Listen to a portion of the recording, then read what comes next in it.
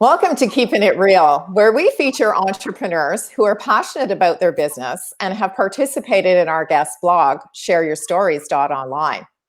Today, I'd like to introduce you to Maura Joy Lustig, a transformational coach with a unique blend of wellness coaching, nutrition, creativity workshops, and empowerment retreats. Maura joins us from Peterborough, Ontario. Welcome. Hi, Tricia. Thanks for having me on your broadcast. You know, I have been so looking forward to our conversation today because I know that your target market is women. So I thought we'd start the conversation by perhaps you sharing with us how you meet some of these amazing folks that you end up working with. Just going to make sure my phone's on mute. My apologies for that. So how do I meet them? Where do I meet them? Who are they? That kind of thing. I help purpose-driven women who are generally between the ages of 40 and 65, who may be at a turning point. Maybe they're experiencing a crisis in either their health, their relationships, or their career. And, what I find these days, especially, with COVID and everything else, is that the landscape has certainly changed for how we and where we work. I mean, here you see me, I'm in a home office. I've got a couple of spaces in the house that I will shift around to. And, we're looking at how do we, replace the routines, the regimens that we used to have. Do people kind of work with their pajamas on the bottom and a jacket on top, or what are women doing? And, women that are trying to juggle things where they're working from home, maybe for the first time, and maybe they still have children at home as well. It's been a real challenge, and many are suffering from anxiety and lack of clarity and sometimes lack of purpose, because they're craving that contact that they had before. So what I see is a lot of overwhelm and people that are gaining weight, women that are struggling with their health, and just a number of things. I know you know what I mean. Yeah. So, one of the things I really enjoy is part of your social media campaign. You have a wonderful thing that you do every Monday. And I know that you're a leader in the isogenics world. So tell us a little bit about your personal routine that you do every Monday. Yeah, thanks for asking. Morning rituals, you're going to hear me talk about that. On Mondays, we cleanse. That's when we hit the reset button. And it's a day where maybe it's an 80-20 rule, lifestyle, not life sentence. I mean, but to have a nutritional track to run on where you're cleansing, replenishing, really allowing your body to rest from digestion for 24 to 36 hours, sometimes even 48 hours at the most. And you're flooding it with liquid nutrition and alkalizing the body. 80% of the time, I do what my body needs, hydrating, fueling it properly. And then the other 20%, I look the other way, which is why it's so nice to have what you call a reset that you can hit. That's a system that no matter what else happens, you've got a track to run on to get right back onto. And it's like having a shower on the inside. Right afterwards, the very next morning, you can't believe the energy you've got, the mental clarity, any bloating completely gone. You look and feel like a new person. That's very true. Now, one of the things that I know that because you've got such a wonderful breadth of offerings that you provide to women, and what I love is the multiple streams of income. So one of the other things that you do is the creativity workshops. Now, you and I both share a love of art, and we dabble here and that in doing trying various different mediums and kind of exploring our creativity. So tell us a little bit about the creativity workshops, because it's all connected together, right? The nutrition is one component, the exercise is another component, but the creativity actually connects that mind-body. So tell us a little bit about those. That's so true. What's fascinating to me, like I'll tell you about the type of artwork I do, and then what happens in the workshops I conduct. Sure. Because there's almost two different things going on, but they blend together. Exactly. First of all, I use an ancient technique called encaustic, which is a mixture of beeswax, resin, and pigment. And so you're painting with wax that's been heated to 150 degrees, and I call it "come and be a hot mess" because we paint with molten wax, and it's just wonderful because when women come into my studio, they have to learn to let go of all expectations. They have to access the inner child again. And I love it when a student comes that maybe hasn't picked up a paintbrush or doesn't think she has any creativity in her. There's a busy professional woman. So it's not necessarily like an artist who's coming, although of course they come as well, but it's the people that think they're not an artist that Right. come. And that the aha moments, the epiphanies they have around themselves and what's truly possible for themselves when they realize that they're capable of so much more than they ever thought.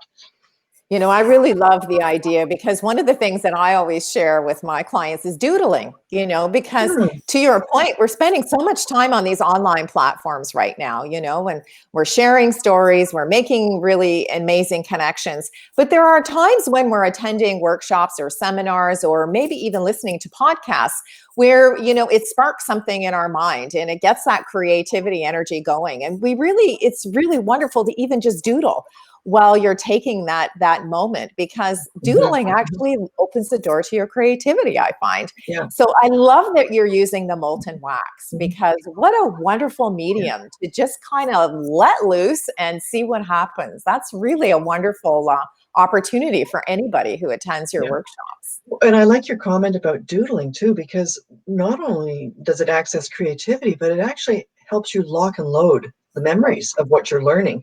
Yeah. Because another way of looking at that is, you know, how when you go for a walk, you sometimes do your best thinking, or in the shower or in the forest, suddenly Yeah. ideas come to you. Well, when you are doodling and you're listening to a lecturer, or you're hearing something, you retain it differently than That's if right. you just listen.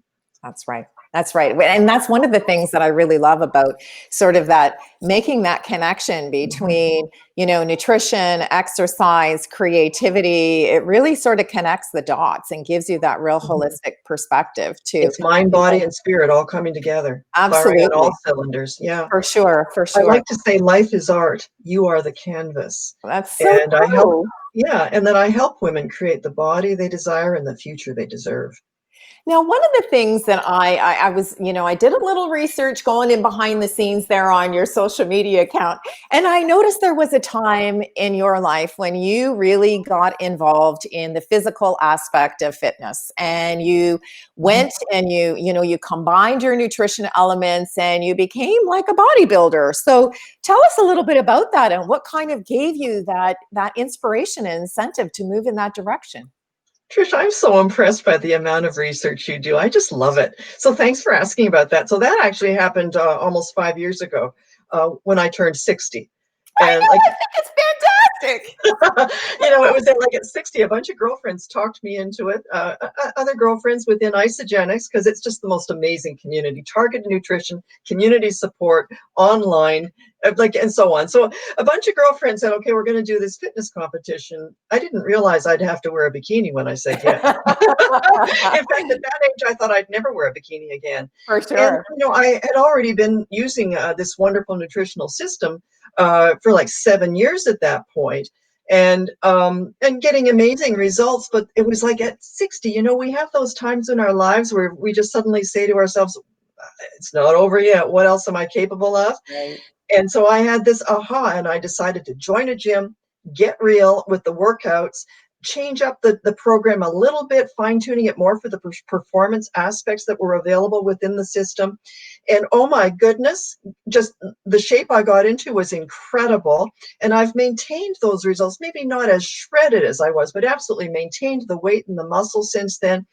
As a result of my transformation at that time, in other words, my further transformation, I ended up being identified by Isogenics and invited to be on their videos, and to help represent the face of healthy aging and vitality and well-being. And it's such an honor and a privilege to be able to do that, and to show other women, yes, life begins at 60. Exactly. Well, you know, that's why I wanted to just briefly ask a question. So, I just recently turned 59 myself. And, you know, as you know, I'm a certified personal trainer. So, you know, we kind of go in and out of those wellness kind of periods of our life where we get really serious about the routine.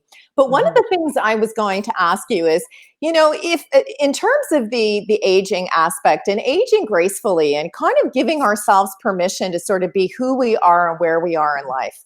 So if you Mhm. were to give me a piece of advice on aging gracefully and just getting comfortable with the body, what would be one of the things that you would recommend for folks to do? I mean, it really starts when we're in our 40s, that whole aging process. You know, we look in the mirror and go, wow, what's happening? So give us one little tip of advice that you could start to, when you start to notice that the tips are scaling and you're moving into that aging process, what can we sort of do to give ourselves permission to just accept it and age gracefully? Well, as you can see, I don't color my hair. I believe in aging gracefully naturally and in choosing holistic methods. And I consider this to be the best time of my life. It's true that we don't have maybe the same amount of energy that we did when we were 20, and I'm okay with that. Right. It's not about quantity of life too; it's about quality. And as a woman who's now, postmenopausal, whatever you want to call it, I love that I no longer am caught up in the busyness of raising children or of reproducing or trying to take the world by storm. Instead, Right. I get to be an elder. And Right. that is to me the sweet spot, is when you can draw on your experiences of the past and pour love and support into others and empathy, knowing what they're going through, and then show them, if they're open to learning, how they can bypass some of the pitfalls by sharing what your journey's been and how you've learned different things that can really help make it easy along the way. One of the things I like to talk about is relationships with spouse, with other. Now, many people as they get older find themselves single. However, I'm blessed that I am in a relationship with my soulmate. And I like to tell people, it all looks hunky-dory from the outside, and I am blessed. But the secret to a long and happy marriage is short memory and a sense of humor. I love it. I love And it. it's about compromise. It's about not having to be right. It's about also knowing what your core values are, what your standards are, because you don't get what you deserve. You get your standards. You get what you tolerate. Very And true. so when you get clear on who you're being in the matter in life, and that's something that we learn over time. You Right. don't know how to do that when you're young. But Yeah. if you don't learn it over time, then you're going to be miserable the rest of your life too. That's very true. So one of the things that we do in the guest blog is we ask folks to share some words of advice. So I'd like you to sort of give us your idea of what it means to be intentional, because your words are be intentional. What does that mean? Mhm. It's about living a life of purpose in ways that, like, well, figure out what you love to do and do it on purpose, right? We all have different gifts, different weaknesses. Figure out what your gifts are and then figure out how to do that in such a way that you can do it every day. And being consistent and intentional with what you do. And say yes to opportunity, then figure out how later. Don't say no because you don't know yet. The lights are never going to be all green before you get out of the driveway. Just say yes. It'll all work out in the end. And then finally, welcome each day as your best and treat it as if it's your last. Well, I'd like to thank you very much, Maura, for spending some time with us today and giving us those little nuggets of inspiration. And to the viewing and listening audience, I hope today you've had an opportunity to meet the person behind the logo in this edition of Keeping It Real. Thank Thank you. you.